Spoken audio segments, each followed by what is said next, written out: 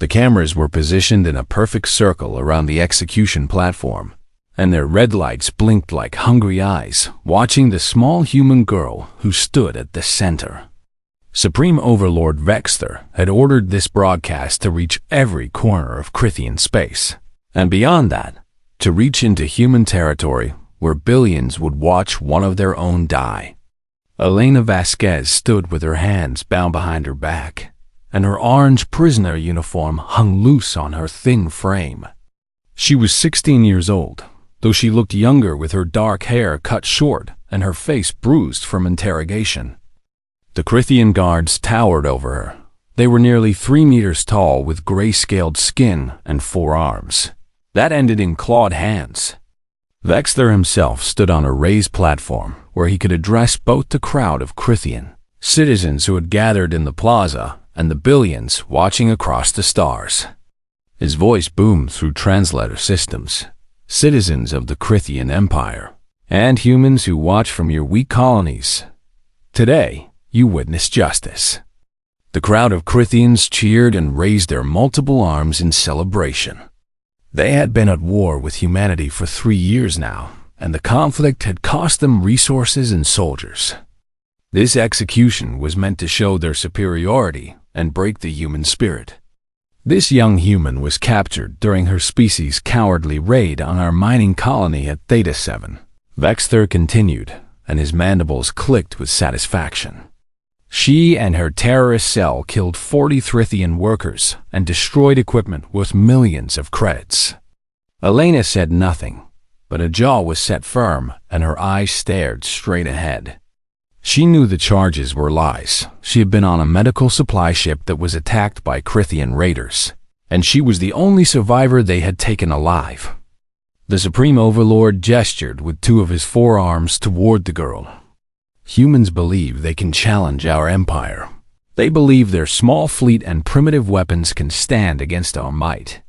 Today, we show them the price of their arrogance. In the crowd, Crithian younglings held signs that celebrated the execution, and vendors sold commemorative items marking this historic moment. News anchors from Crithian networks provided commentary about how this would surely end the war and force humanity to surrender. But before the execution could proceed, Vexter made a gesture that allowed the prisoner to speak. This was part of the theater letting the condemned say final words made the whole spectacle more entertaining for the audience. Elena took a slow breath and looked directly into the nearest camera. Her voice was steady and clear. I'm Elena Vasquez, Citizen ID, Terra 7 Alpha 9942. The Crithian translator systems carried her words across both empires. My father is Admiral Marcus Vasquez, she continued, and something in her tone made a few Crithians in the crowd shift uncomfortably. Tell him I love him. Tell him I wasn't afraid. Vexter laughed, a harsh chittering sound that his species made when amused. Your Admiral father cannot save you now, little human. He cannot even reach this system. You die alone, and your species will learn their place. Elena's smile bent a small, sad smile that didn't reach her eyes. You should have checked who my father was before you put me on camera. Before anyone could question what she meant, Vexter activated the disintegration beam. The weapon hummed to life and a pillar of blue-white energy engulfed Elena's body. There was no scream, no dramatic final moment. She simply ceased to exist as her molecules were torn apart and scattered. The crowd erupted in celebration. Fireworks launched into the sky above Crithios Prime. Music played and Crithians danced in the plaza, certain that this marked the beginning of humanity's defeat. The footage was broadcast instantly across all Crithian networks, and through quantum communication relays, it reached human space at the same moment. On Earth, on Mars, on colony worlds scattered across 50 light-years, humans watched Elena Vasquez die. The execution occurred at exactly 1422 Galactic Standard Time. Aboard the TUCS Retribution, the flagship of humanity's Third Fleet, Admiral Marcus Vasquez stood on the bridge with his command crew around him. They had been in the middle of a tactical briefing when the priority broadcast interrupted everything. The main view screen showed the Crithian Plaza, showed his daughter standing small and alone, showed her speaking his name. The bridge crew stood in absolute silence as they watched. Some turned away when the disintegration beam activated, but Marcus Vasquez never blinked. He watched his daughter die, and his face showed nothing. No tears, no rage. Just an empty stillness that frightened his officers more than any outburst would have. When the screen went dark, when the Crithian celebration music filled the audio, someone finally spoke. Commander Sarah Chun, his executive officer, stepped forward with her hand outstretched. "Sir, I'm so sorry. We need to contact command and—" "No," Marcus said quietly. "Sir, we don't contact command." He turned away from the view screen and walked toward his command console. His hands were shaking, but his voice was steady. "Commander Chun, clear the bridge of all non-essential personnel." Chun hesitated. "Admiral, I understand you're grieving, but protocol requires. My daughter is the protocol." His voice cracked then, just for a moment, before he controlled it again. "Everyone out except command staff, now." The junior officers scrambled to leave, and within 30 seconds, only 5 people remained on the bridge. Marcus, Chun, the weapons officer, the communications officer, and the navigation officer. Marcus reached his command console and placed his hand on the biometric scanner. "I'm implementing Hellfire Protocol." Chun's face went pale. "Sir, that requires council authorization. You can't just—" "The authorization was created 20 years ago," Marcus said, and he entered his command codes with steady fingers. "If certain conditions are met, if humanity's young are executed for spectacle, if our children are made into entertainment, the authorization is automatic." "Sir, please think about this. I've thought about nothing else since they took her 3 months ago," Marcus said. "I hoped, Commander.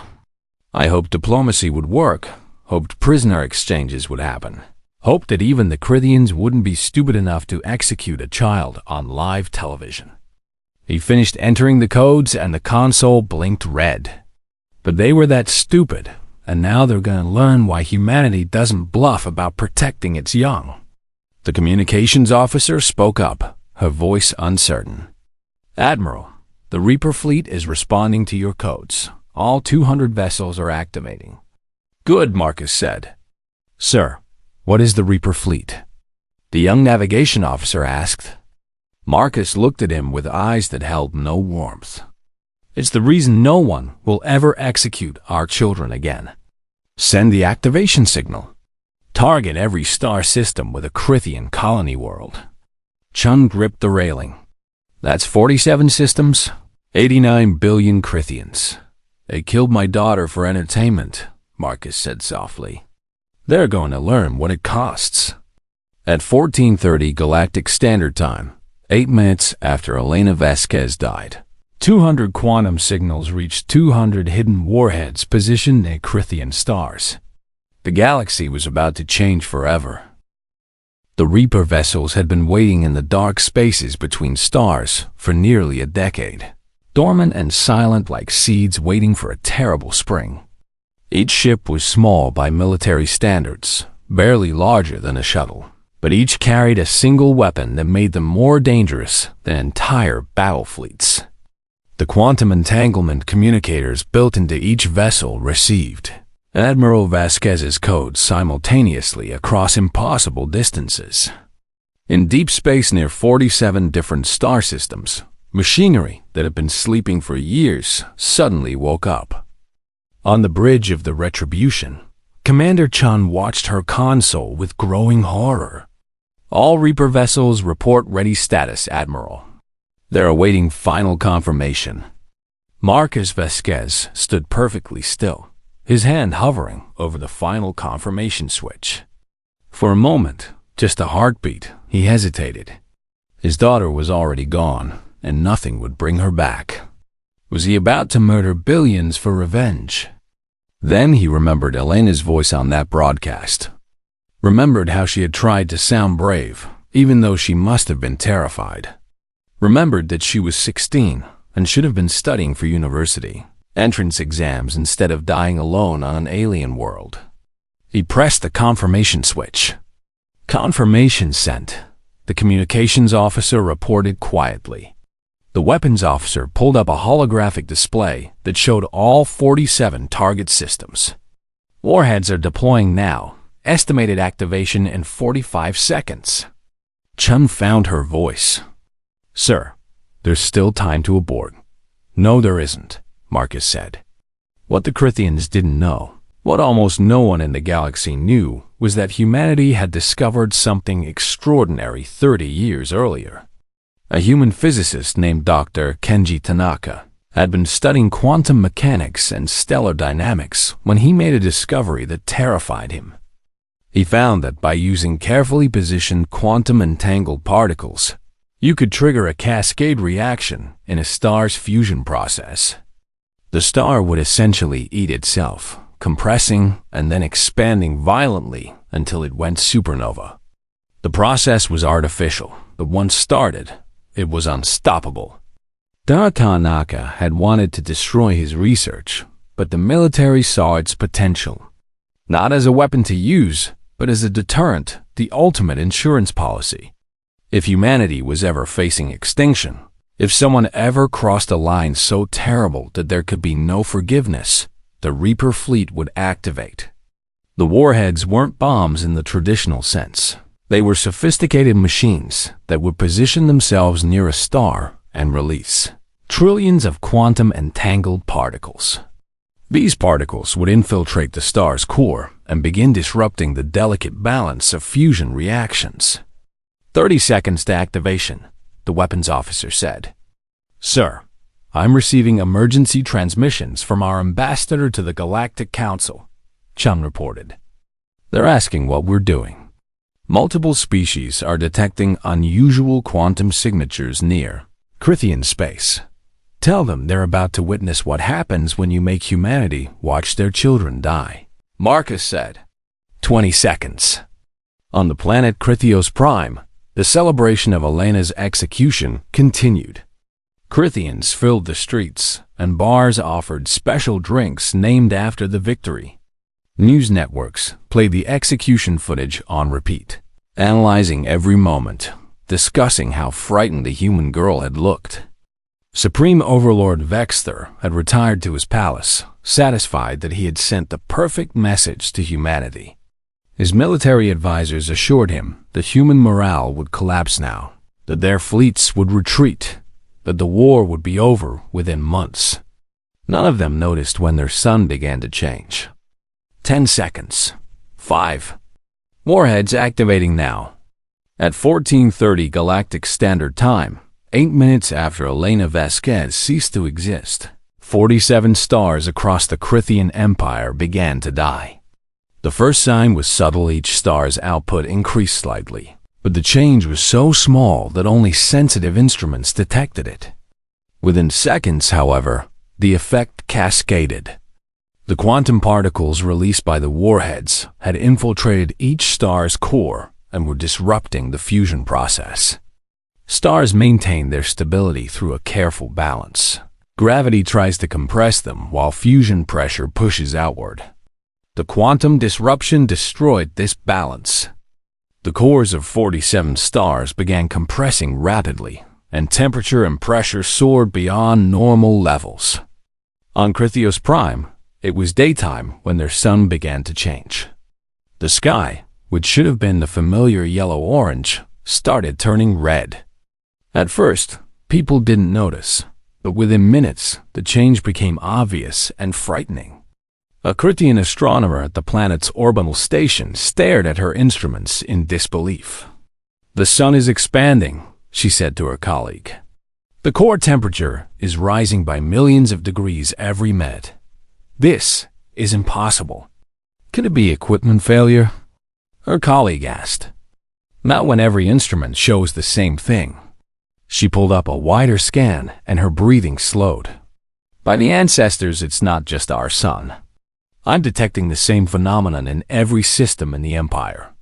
The message reached the planetary government within seconds, and within minutes, it reached Vexthor's palace. The Supreme Overlord was dragged from his celebration by panicked military commanders. "What do you mean? The sun is dying," he demanded. "All of them, Overlord," the science advisor said, and her voice shook. "Every star in our empire is going into cascade failure.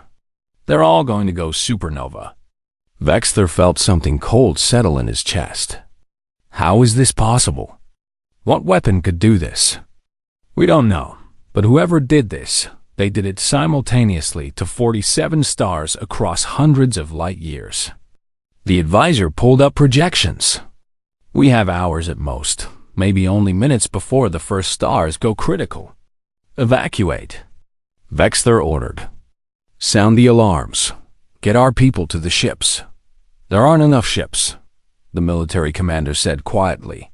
"Even if we could evacuate one planet, we can't evacuate 47 planets at once. We have 89 billion people across the empire." The magnitude of it hit everyone in the room at once. This wasn't an attack on military targets or infrastructure. This was the elimination of their entire civilization. Who did this? Vexthor asked, but he already knew the answer. On the Retribution, the bridge crew watched their sensors track the stellar changes.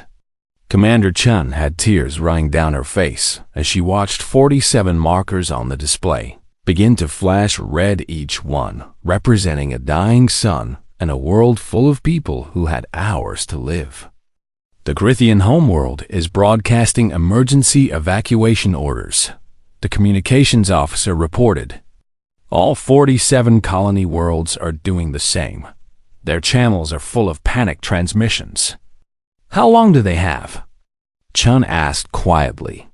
The weapons officer checked his calculations. "Varies by star type and mass, but the fastest will go supernova in approximately 4 hours. The longest might have 8 hours. "Billions of people," Chun whispered. Marcus Vasquez stood rigid at his station, his face showing nothing. Inside, something was screaming, but he couldn't let it out. Not now, not until this was finished.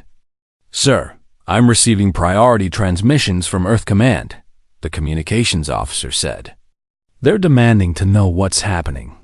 "Tell them Hellfire Protocol has been implemented," Marcus said. "Tell them Elena Vasquez is dead and the Crithian Empire is paying the price."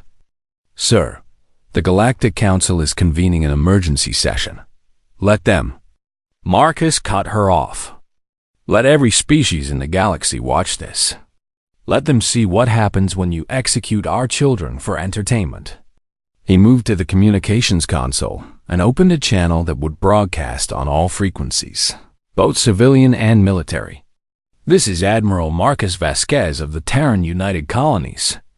To all species who are watching, to all civilizations who trade with the Crithians or call them allies, I have a message."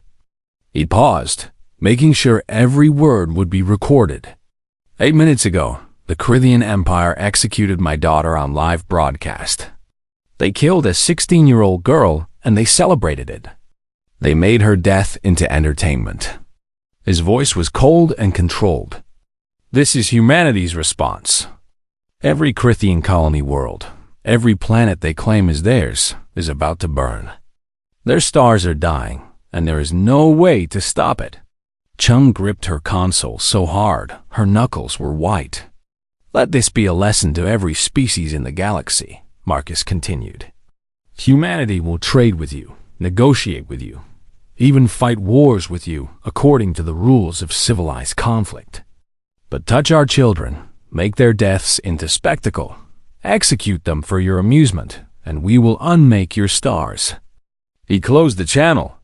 On Crithios Prime, the sky was now deep red and getting brighter by the minute.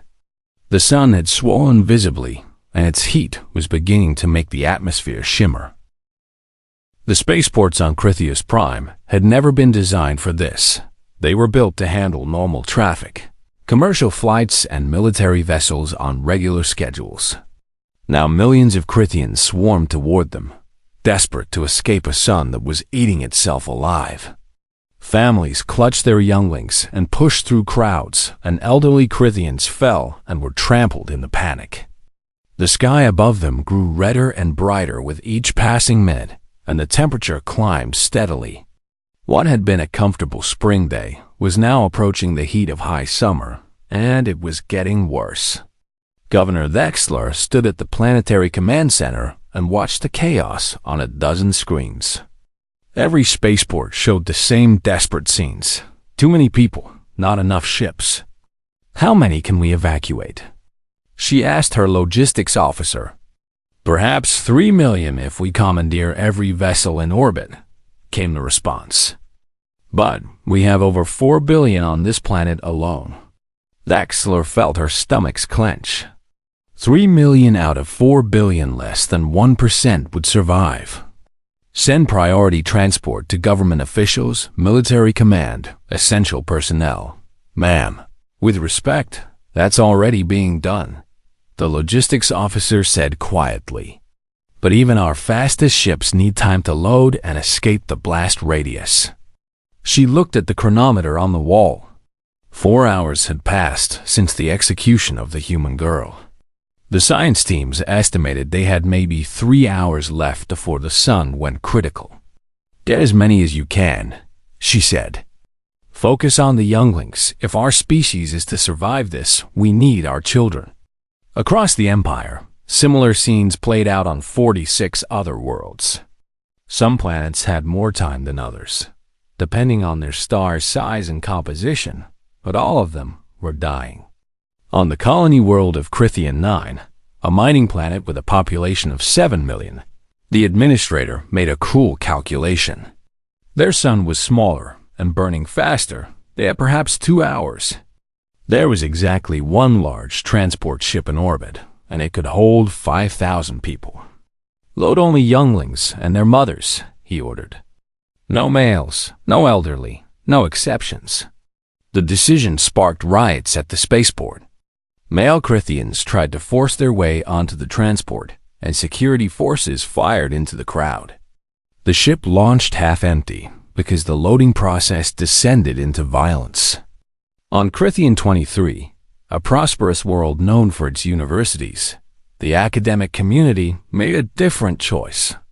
They loaded their largest transport with databanks containing all their knowledge, history, art, and science. "If our species dies, at least our culture will survive," the head librarian said as she sealed the cargo hold. The transport held only data and 3 caretakers. It left behind 15 million Crithians who watched it go with mixed feelings of resentment and understanding. Supreme Overlord Wexler had already evacuated, of course. He and his inner circle had boarded the Imperial flagship within minutes of understanding what was happening. Now the massive vessel hung in high orbit, its holds packed with government officials, military commanders, and wealthy Crithians who had paid fortunes for a seat.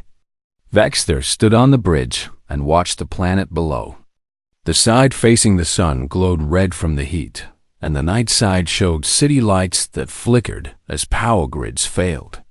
"How many ships have escaped?" he asked. 2,700 vessels so far, his aide reported. "But most are small civilian ships, yachts, cargo runners." Total evacuees across the Empire are estimated at just under 3 million. 3 million from 89 billion. Wexler had presided over the death of his own species. "The humans did this," he said quietly. "One girl. We executed one girl, and they destroyed us." The intelligence reports on Admiral Vasquez were incomplete, the military commander said bitterly. "No one knew humans had developed stellar weapons. We should have known." Wexler's voice rose to a roar. "We should have investigated who she was before we put her on that platform. We made a message of her death, and they made a message of ours." On the bridge of the Retribution, Commander Chun monitored the evacuation efforts across Crithian space. "Sir, they're evacuating mostly younglings and government officials. Total escapees are around 3 million as of now." Marcus Vasquez nodded slowly. He had expected this, known that most Crithians would die when he pressed that button. And the timeline? First detonation in approximately 90 minutes, the weapons officer reported. Crithios Prime will be the first to go. Chun turned to face the Admiral. Sir, 3 million survivors out of nearly 90 billion. That's 0.03%. We're committing genocide. They committed genocide first, Marcus said, but his voice was hollow. They just did it one execution at a time instead of all at once. 2 wrongs don't make a right. No, Commander, they don't. Marcus looked at her with exhausted eyes. But the galaxy needed to learn this lesson, and unfortunately, the Crithians had to be the example. He pulled up the communications channel again. This is Admiral Vasquez broadcasting to all remaining Crithian forces.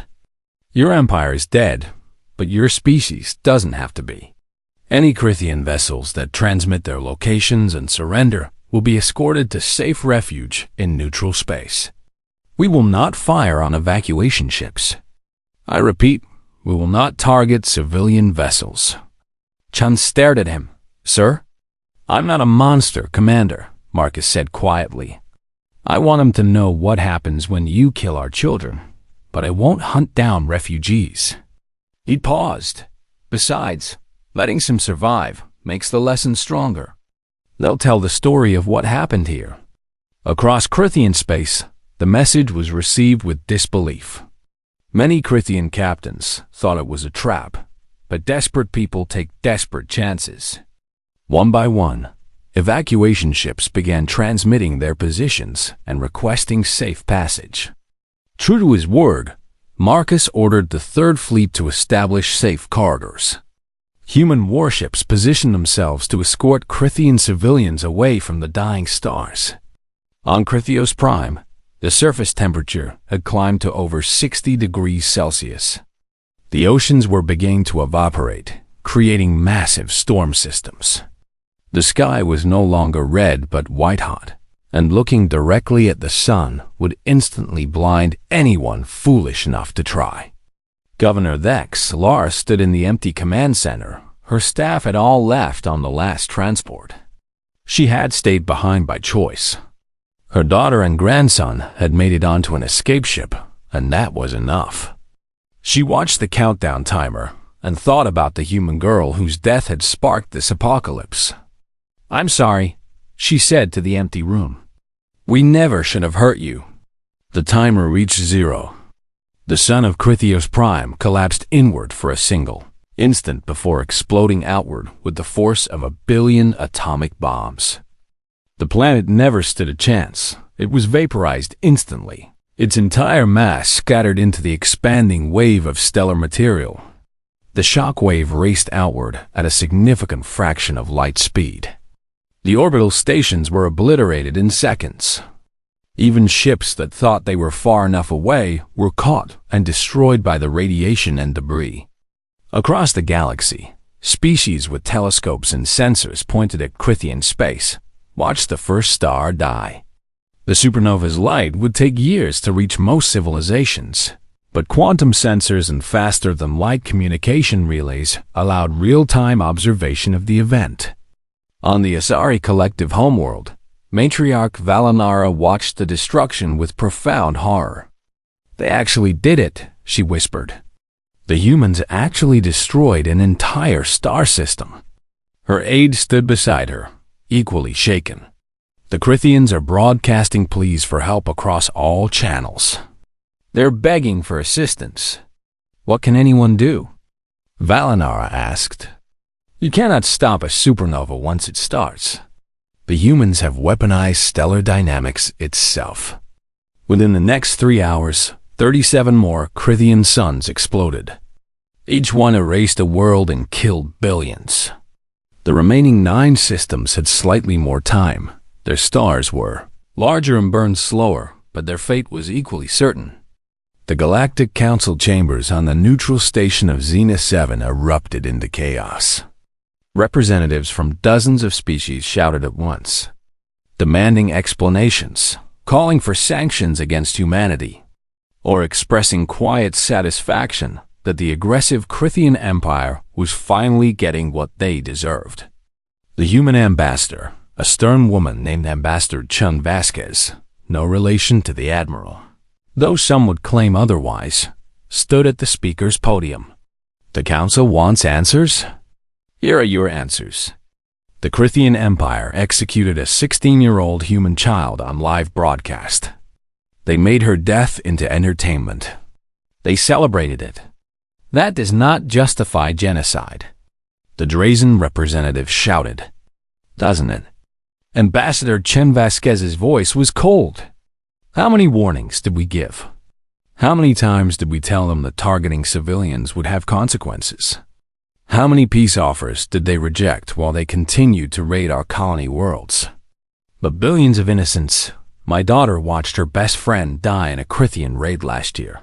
The ambassador interrupted. That best friend was 14 years old. Where was the council then? Where was the galactic outrage when Crithian forces bombarded human civilian centers?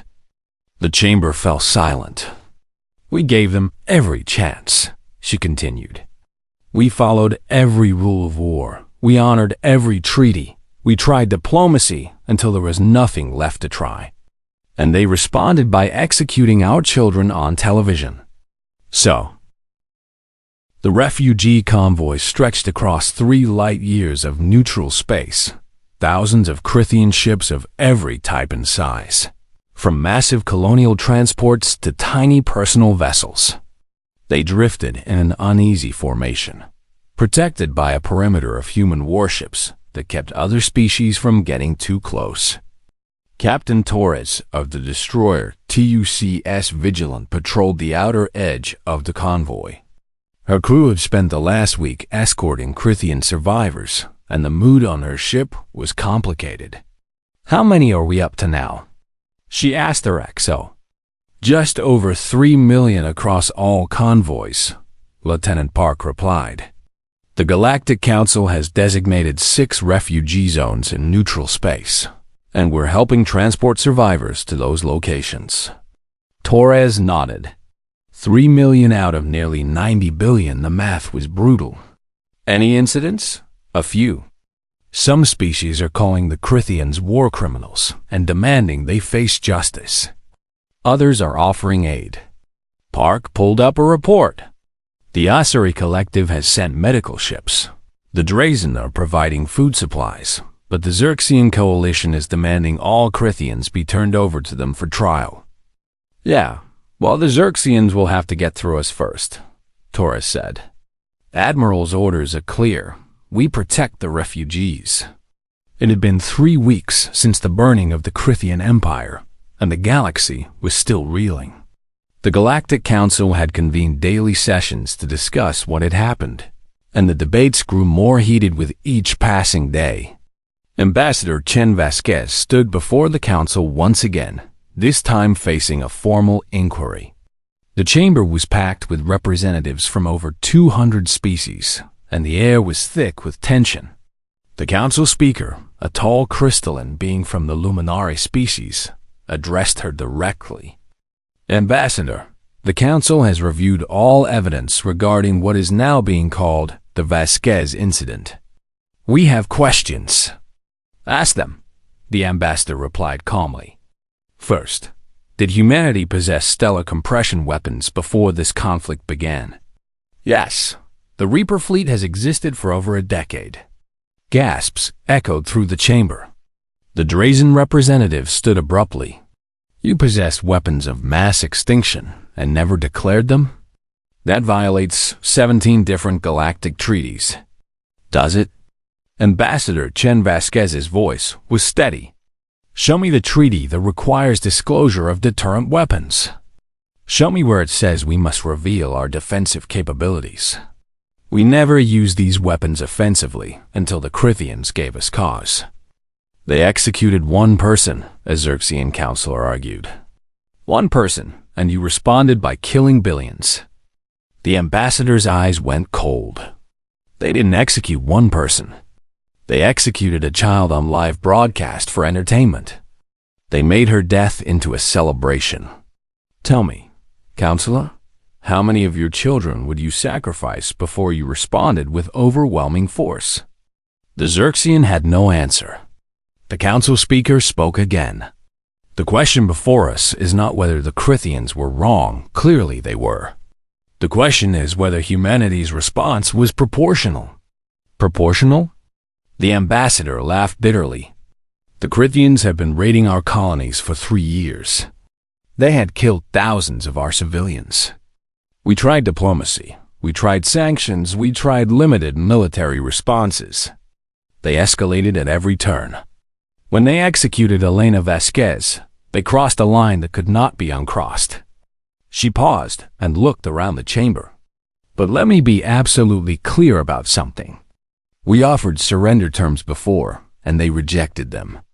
We warned them repeatedly about consequences. They chose to ignore those warnings. They chose to believe we were bluffing. They were wrong. So humanity believes it has the right to commit genocide? The luminary speaker asked. Humanity believes it has the right to protect its young by any means necessary. She leaned forward. And now every species in this chamber knows that we aren't bluffing. Respect our children, and we will be your greatest allies. Harm them, and you will face extinction. The debates continued for weeks, but no consensus emerged. Some species wanted humanity sanctioned or expelled from the Galactic Council. Others argued that the Crithians had brought their fate upon themselves.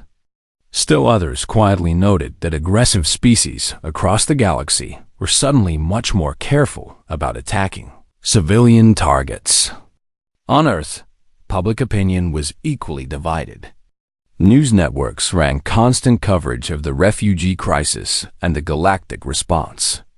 Some humans felt pride that their species had shown such strength. Others felt shame at the massive loss of life. Dr. Sarah Hoffman, a professor of ethics at Cambridge University, appeared on a popular news program. What we're seeing is the collision of two moral principles, she explained. On one hand, we have the principle that mass killing of civilians is always wrong. On the other hand, we have the principle that those who commit atrocities must face severe consequences, or the atrocities will continue. So which principle is correct? The interviewer asked. That's the question humanity is going to be asking itself for generations, Dr. Hoffman replied. Did we save lives by creating such a powerful deterrent? Or did we become the monsters we were fighting against? Admiral Marquez Vasquez didn't watch any of the news coverage.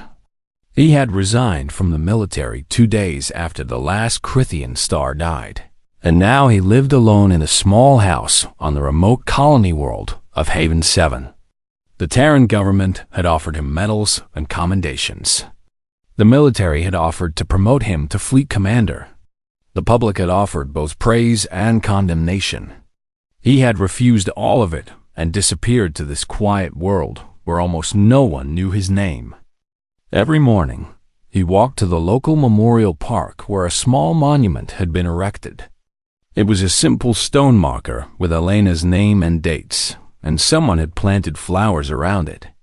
He never knew who maintained the flowers, but they were always fresh. I did what you would have wanted, he told the stone one morning. I protected humanity. I made sure no one else's daughter would die like you did. The stone, of course, offered no reply. I also killed billions, he continued quietly. Men, women, children, most of them had nothing to do with your death. But I couldn't just kill the ones responsible. I had to kill all of them to make the point clear. He sat on the bench facing the memorial. I don't expect forgiveness. Not from them, not from history, not from you.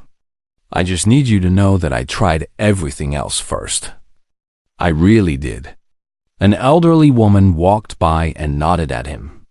She was one of the few colonists who knew who he was. Morning, Marcus, she said gently. Morning, Margaret. She sat beside him. Still talking to her? Every day. Margaret looked at the memorial. My grandson served on the Vigilant. He told me about the refugee escort missions. Said the Crithian children looked just as scared as human children would. Marcus felt something twist in his chest. I know. Do you regret it? He was quiet for a long moment. I regret that it was necessary. I regret that they pushed us to that point. I regret that billions had to die to teach the galaxy one lesson. He looked at her. But do I regret protecting humanity's children?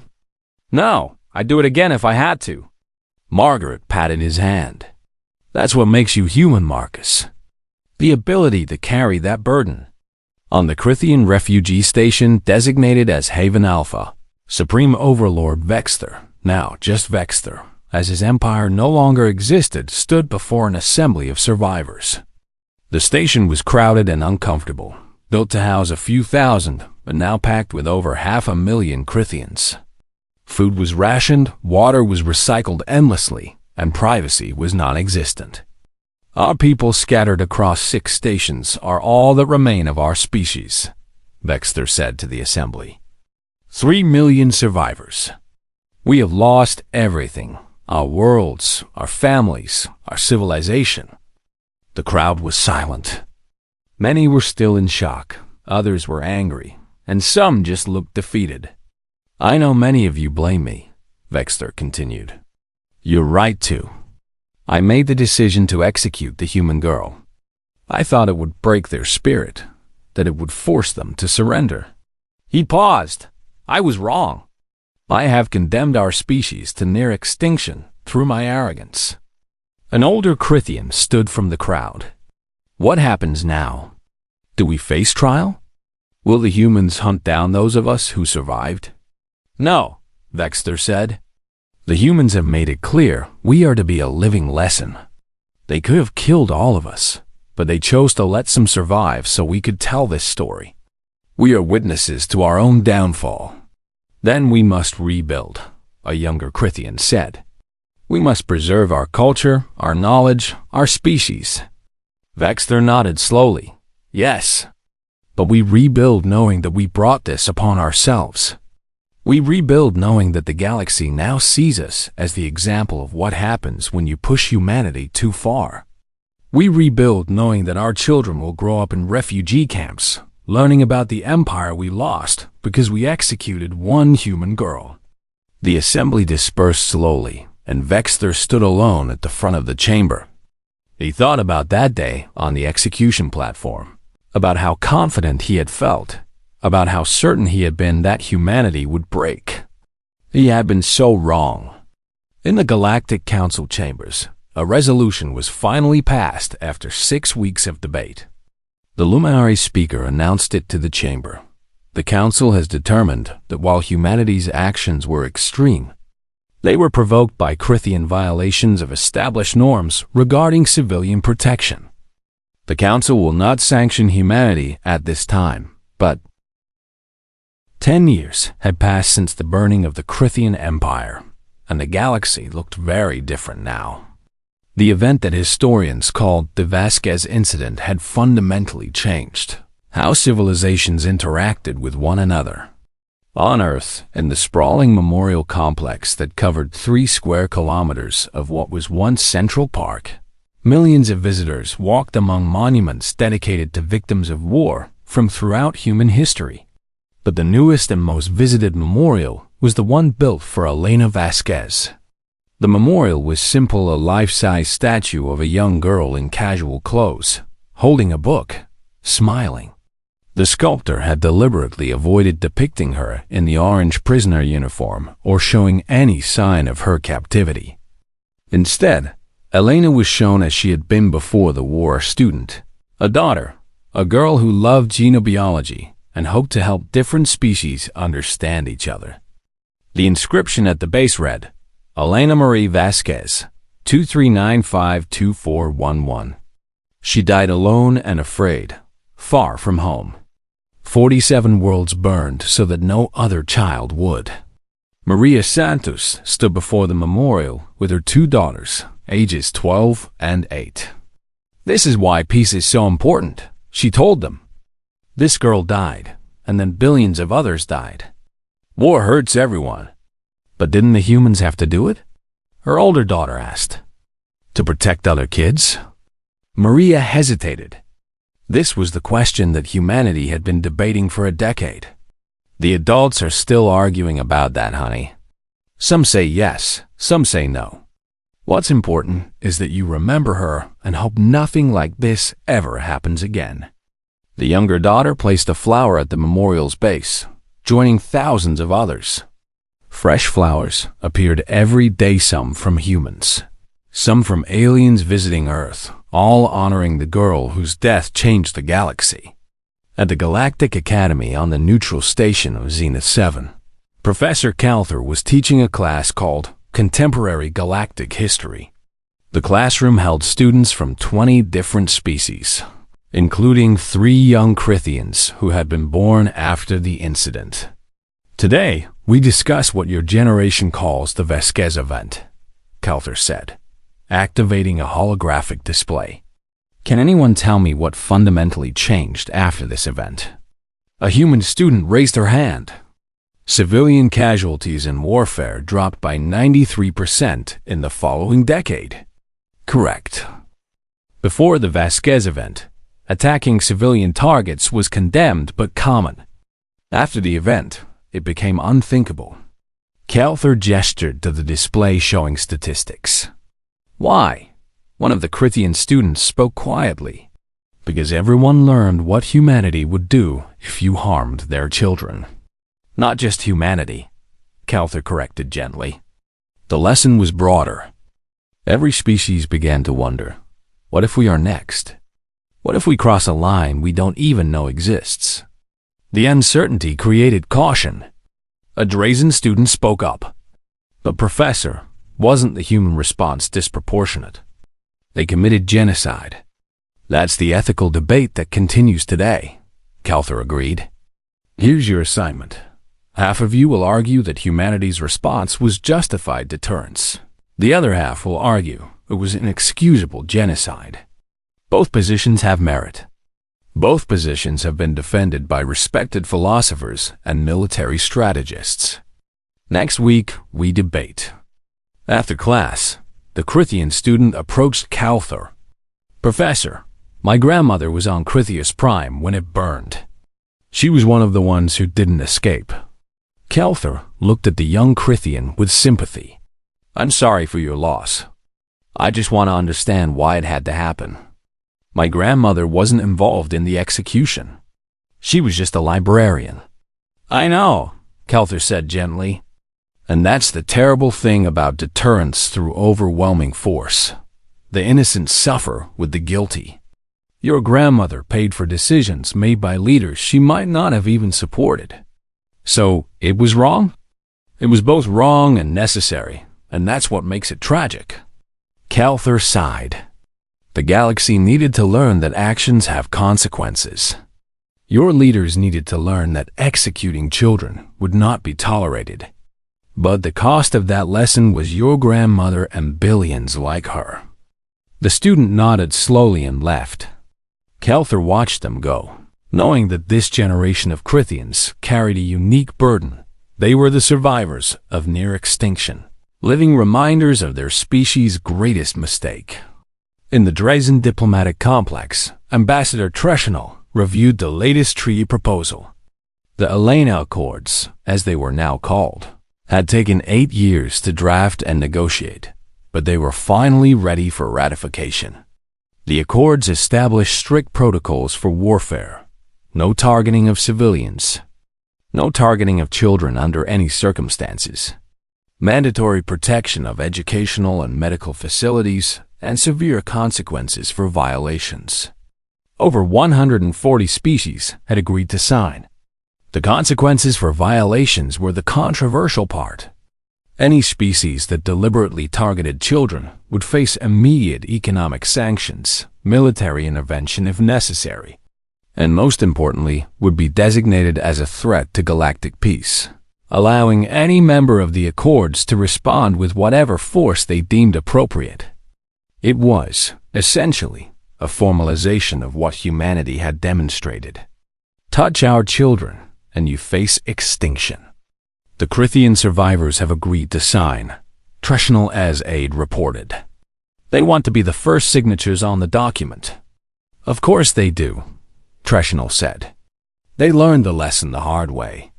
Now they want to make sure no one else has to learn it. On Haven 7, Marcus Vasquez was dying. The doctor said it was cancer, probably stress-related, and that he had maybe 6 months left. He refused treatment. "I've lived long enough," he told the doctor. 10 years since Elena died. That's long enough to see the changes. He spent his remaining time at the memorial, talking to his daughter's stone marker. "They named the peace accords after you," he told it one morning. The Elena Accords. 140 species agreeing that children are off-limits in war. That's something, isn't it?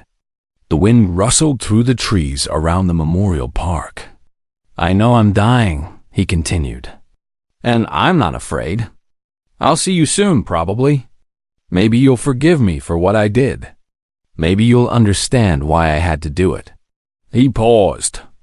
"Or maybe you'll be angry that I killed so many in your name. I wouldn't blame you." A young woman approached the memorial. She couldn't have been more than 25. "Admiral Vasquez?"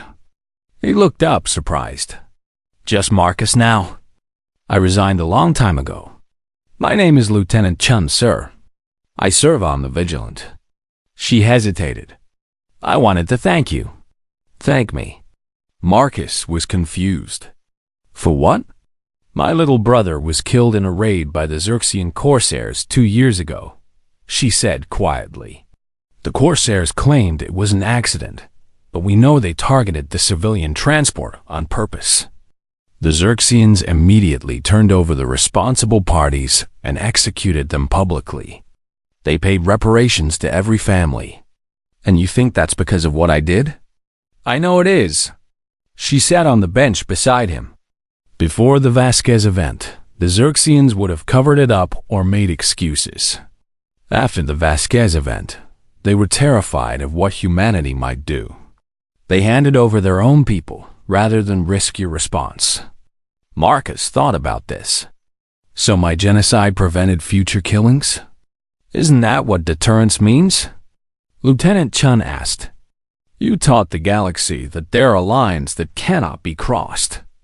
93% fewer civilian casualties in the decades since. That's hundreds of thousands of lives saved. At the cost of 89 billion Crithians." "Yes," she agreed quietly. "And history will judge whether that trade was worth it. But as someone whose brother might have been one of those casualties prevented by your actions, I'm grateful." She stood to leave. "My captain wanted me to tell you something, sir," she said. "The Admiral carried the weight so the rest of us wouldn't have to. That's what leaders do." She saluted him and walked away. Marcus sat alone again. He didn't know if what he did was right. He didn't know if history would judge him as a hero or a monster. He only knew that Elena was gone, that billions of Crithians were gone, and that he would carry that weight until he died. In a classroom on the Crithian refugee station, Haven Alpha, Teacher Vexmal, daughter of the late Supreme Overlord Vexter, taught young Crithians about their history. The children ranged from age 6 to 14, the youngest generation of survivors. "Today we learn about the execution," she said quietly. The children all knew what the execution meant. There was only one that mattered in their history. She displayed the historical footage, not of Elena dying, but of her speaking her final words. "This is Elena Vasquez. She was 16 years old, just 2 years older than our oldest students here. She told her father she loved him. She told him she wasn't afraid. And then the humans destroyed us?" a young Crithian asked. "Then the humans responded to our leader's decision to execute her," Vexmal corrected gently. "There's a difference. We made a choice, they made a choice in response. Both choices had terrible consequences. Was it our fault?" Vexmal paused, choosing her words carefully. "What happened was complicated. Our leaders made bad decisions. They escalated a war unnecessarily. They executed a child for propaganda. The humans made a decision, too, to respond with overwhelming force. Both sides share responsibility for what happened. An older student spoke up. But we're the ones living in refugee stations. We're the ones who lost our worlds.